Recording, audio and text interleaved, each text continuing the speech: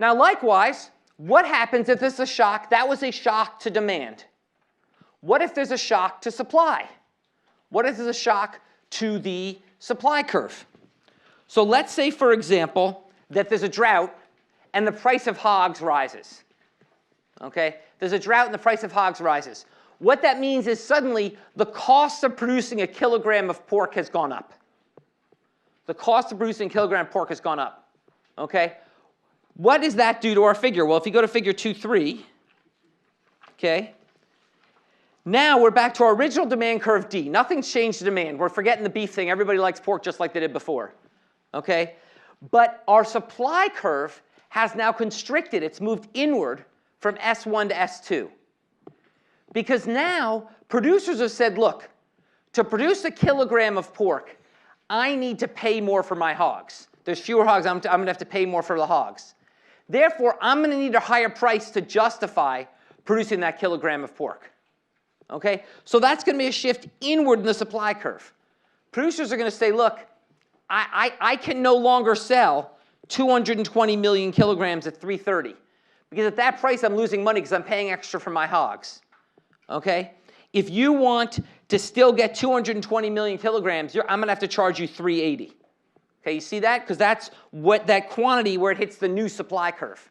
Because at every quantity now, supplier needs a higher price to justify selling at that. So what you have is consumers say, well, we want to buy 220 million kilograms at a price of 330. Producers say, you know, at a price of 330, I'm only interested in selling you 205 million kilograms because the price of my hogs has risen. So you once again end up with excess demand. And excess demand leads to a rise in the price. Producers say, look, you want more? I'm going to have to raise the price. And the price goes up until you get to that new equilibrium of $3.55 and 215 million kilograms being sold. This is now a shift along the demand curve. If you flip back in figure 2.2, the demand curve shifted and we walked up the supply curve from E1 to E2. In figure 2.3, the supply curve shifts and we walk up the demand curve from E1 to E2. But it's the same basic idea, which is that when there's a shock to one curve or another, the parties have to negotiate to a new equilibrium, move to an equilibrium where the new curves intersect. Okay? Now here's what's interesting about this. If I told you, hey, the price of pork just went up. The price of pork, I just went to the supermarket, the price of pork is up. Can you tell me whether that means quantity's going to go up or down? No, you can't. I just showed you two examples. One where the price went up and quantity went up. So in figure 2.2, the price went up and quantity went up from 220 to 228. In figure 2.3, the price went up and quantity fell from 220 to 215.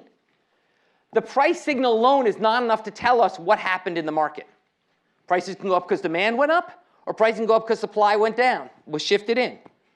Either way, prices are up. So price alone is not enough to tell us. Okay? Questions about that? Okay, so that's pretty quick. That's just to basically review how to think about the supply and demand equilibrium. Okay, just an application of what we learned on Friday.